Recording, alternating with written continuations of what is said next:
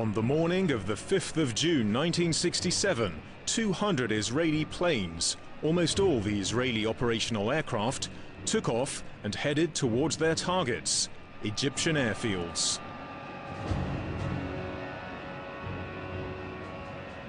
To avoid radar detection, they flew north, then west over the Mediterranean at a very low altitude, just 20 meters above the sea, in full radio silence. And turning south, they arrived from the north rather than from the east, as the Egyptians were anticipating. At exactly 7:45 a.m., all the Israeli aircraft ascended to an altitude of 4,000 feet before diving to bomb their targets. The Israelis appeared simultaneously over 11 Egyptian airfields. The Egyptians couldn't have been more surprised.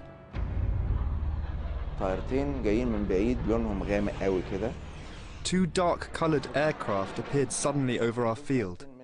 I thought they were two of our MiGs arriving from Yemen, but they weren't. They were Israeli aircraft, and in a second they dropped their bombs on the runway.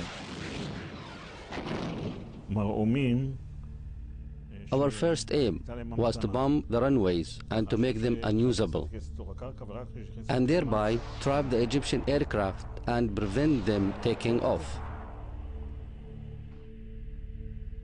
Now everything is very easy, as you trained many times before.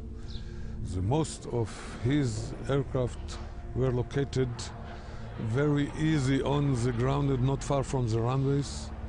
Immediately you saw big torches with smoke over all those airfields. More aircraft arrived and started using their cannons to destroy ours on the ground. I ran and threw myself in a trench to find it full of my colleagues. One of them was my commander, and I said to him, "It's all over." He shouted at me saying, "Don't be a wimp." And I said to him, "Do you think that we're the only airfield being bombed?"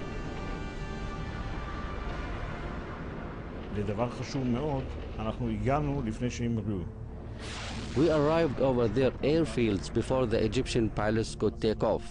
We struck them in their cockpits.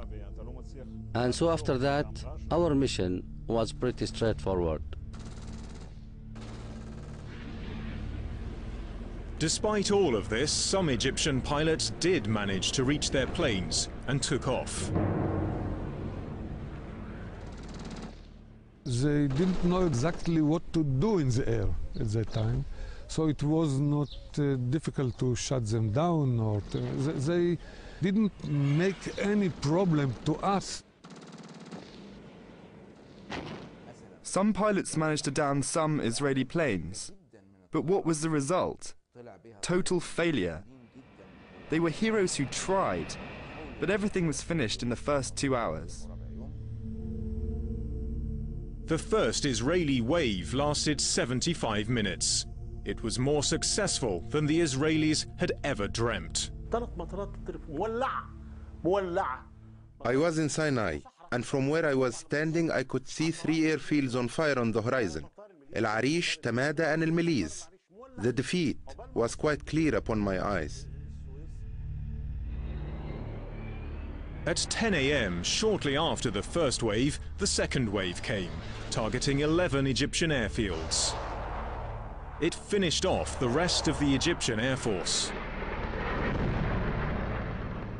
The Israelis even reached airfields deep inside Egypt, which were thought to have been out of their range.